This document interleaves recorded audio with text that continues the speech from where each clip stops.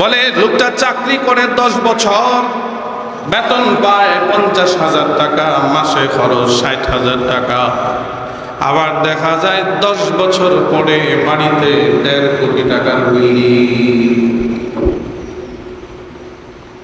কয় কোটি টাকার বিল্ডিং? এই টাকা উপার্জনের উৎস কি? বলে বাবার জমি বিক্রি করছে না, এরকমও কোনো সোর্স নাই। শ্বশুর বাড়ির সম্পদ পাইছে না, এইরকমও কোনো সোর্স তার নাই। তারপর 1.5 কোটি টাকার বিল্ডিং। ইনকাম কিভাবে করলো এটা সমাজ এখন আর দেখে না। টাকার মালিক হয়েছে বা সে এখন সম্মান পাওয়ার যোগ্য হয়ে গেছে, চুরি করুক আর যেভাবেই করুক, যেভাবে ব্যবসাগিরি করেও যদি টাকার মালিক হয়ে যায় বা সে সম্মানের যোগ্য হয়ে গেছে। যেজন্য নতুন প্রজন্ম এখন শুধু টাকা ইনকামের প্রতি ঝুঁকে, নীতি নৈতিকতা আদর্শের দিকে যায় না। আরে বেটা, নীতি নৈতিকতা আদর্শের দিকে তাকায়া কি লাভ? আমার টাকা দরকার, টাকা যত বেশি সম্মান তত বেশি, টাকা যত বেশি মানুষ আমার পিছনে তত বেশি ঘুরবে। সুদ খায়া, দুর্নীতি করে, চাঁদাবাজি করে সরকার বয়স্ক ভাতা জারি করছে ফ্রি। সরকার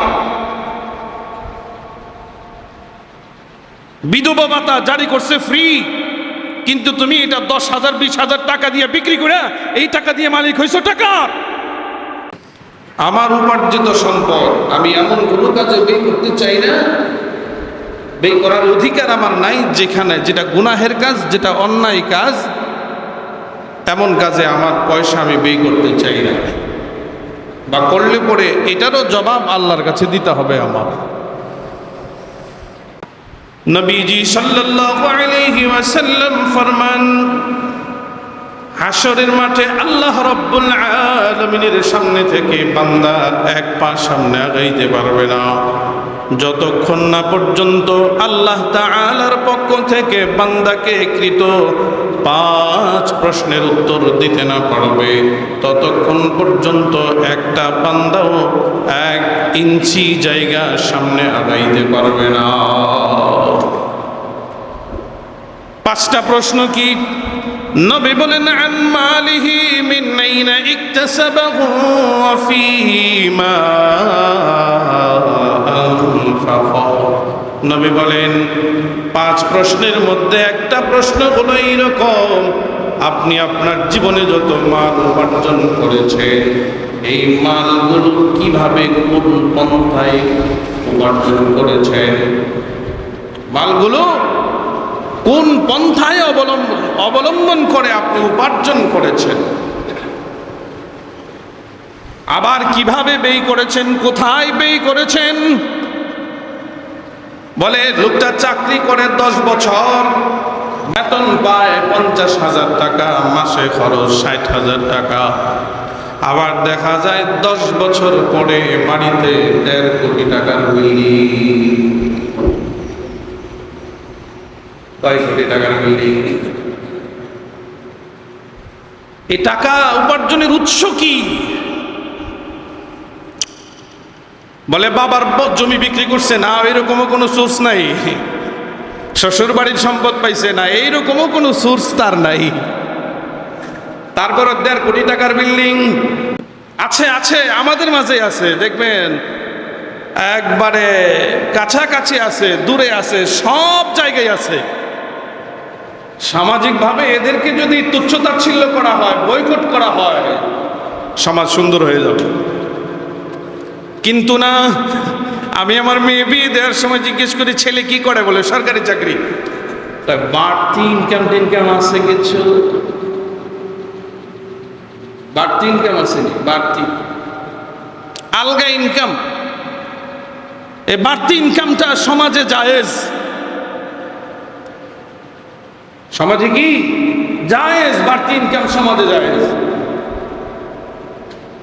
হারাম সমাজের রন্ধ্রে রন্ধ্রে ঢুকে গেছে। তো সমাজের মানুষ আমরা প্রত্যেকেই যার যার অবস্থানে কোনো না কোনো দুর্নীতি, কোনো না কোনো হারামের সাথে সম্পৃক্ত। আল্লাহ,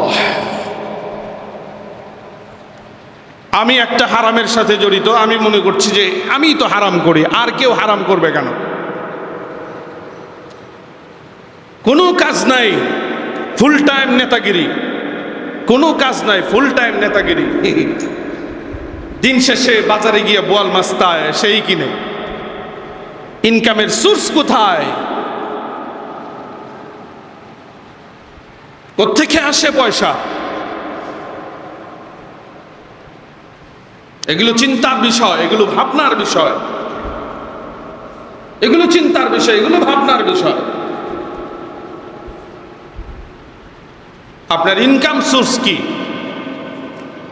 কিভাবে ইনকাম করেন? এই টাকার পাহাড় কিভাবে বানিয়েছেন আপনি?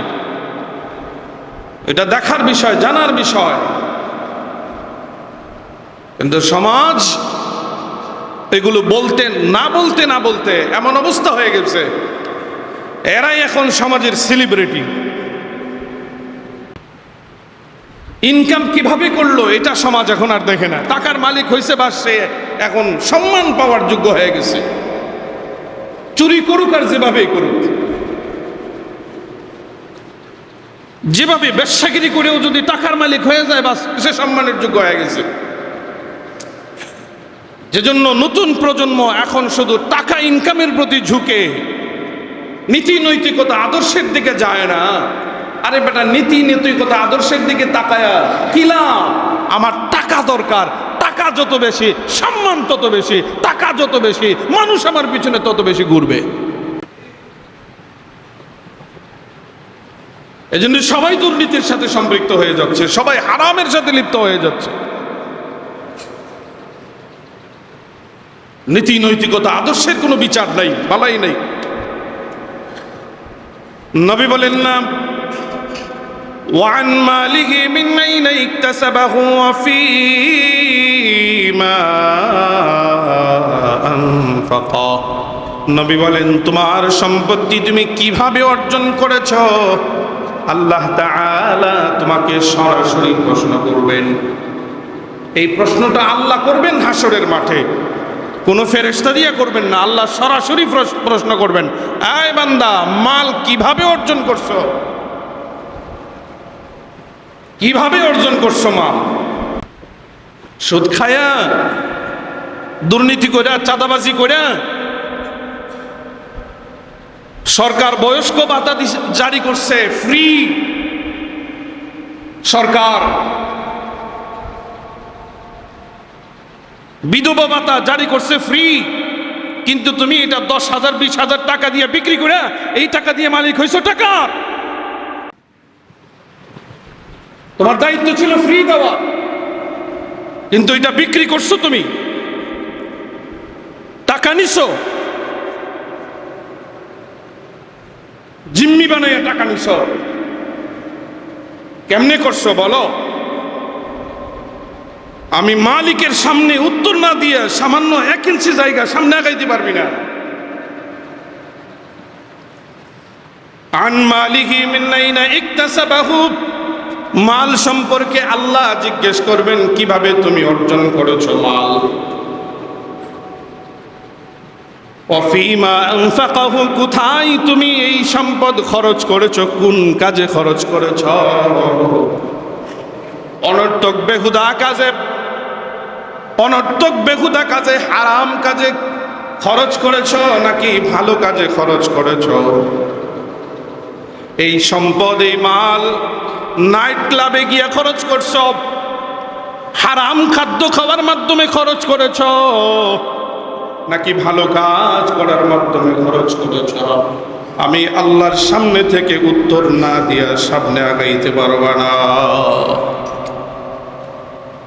এই জন্য আমি আমার মাল কোথায় খরচ করব এটাও কেয়ারফুল, খুব সাবধান, সাবধানতার সাথে এই মাল আমাকে খরচ করতে হবে,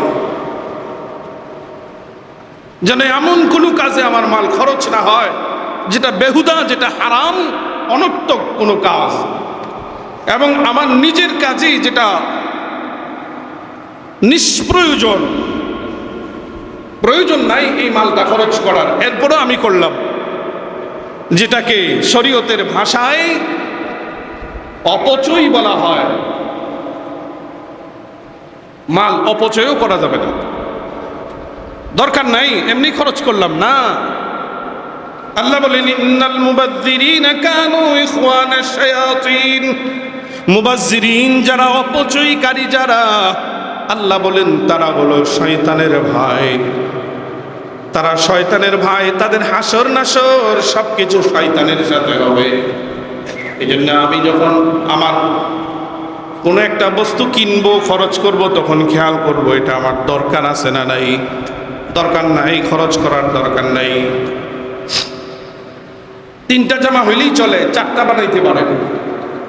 4টা জামা হইলেই চলে, 5টা 6টা বানাইতে পারেন। এখন আপনি যদি 20টা বানাই নেন, কি দরকার? দরকার আছে?